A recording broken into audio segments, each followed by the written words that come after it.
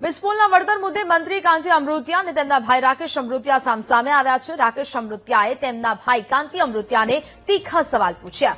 કયા ખેડૂતોને 80 લાખ રૂપિયા મળ્યા છે? થાંભલાઓ નાખી દીધા પણ વળતર આપવામાં નથી આવ્યું। મંત્રી કાંતિ અમૃતિયા પર ભાઈ રાકેશ અમૃતિયાએ ગંભીર આક્ષેપો પણ કર્યા। ખેડૂત આંદોલનને સમર્થન આપતા મારા ત્યાં 6 રેડ પાડવામાં આવી તેવી વાત રાકેશ અમૃતિયાએ કરી। હળવદના જૂના દેવળિયામાં ખેડૂત જાગૃતિ સભામાં સરકારને આડે હાથ લીધી। 400 ગણું વળતર આપો નહીંતર થાંભલા નાખવા નથી દેવાના તેવી વાત પણ તેમણે કરી। વીજ થાંભલો નાખવાથી જમીનની કિંમત ઘટી જાય છે। વંજીરા વગાડીને પણ સરકાર કોઈને કંઈ પણ દે એમ નથી।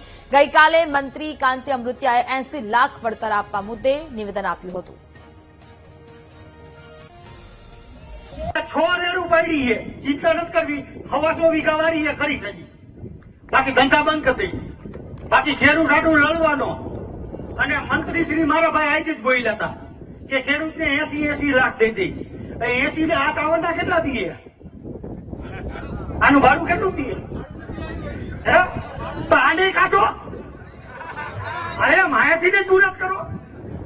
એટલે આપણે કોઈને કઈ મજીરા વગેરે આ સરકાર કોઈને દઈએ અમે નથી। અને હે પાછું પ્રાઇવેટ ને સરકાર ઉપાડો લઈને બેઠી આવી રે। હવે જે આપણે મારા ભાઈ શ્રી બોલ્યા હતા 80,000 ખેડૂતને દઈ, આમાં કેને મળ્યા 80 લાખ? કેને મળ્યા? હાથું તો કરો તો। હવે એમને નાખી ગયા, કાંઈ દીધું નથી, એમને કરી ગયા ખેતરમાં અમારા દીકરા। અને 80 નથી જોતા, અમારે 4 લાખ કરોડ રૂપિયાનું નુકસાન અમે ખેતરમાં હિસાબ કરાવશે। આ એક થાંભલો નાખે એટલે એ ખેતરની કિંમત ઘટી જાય 50%।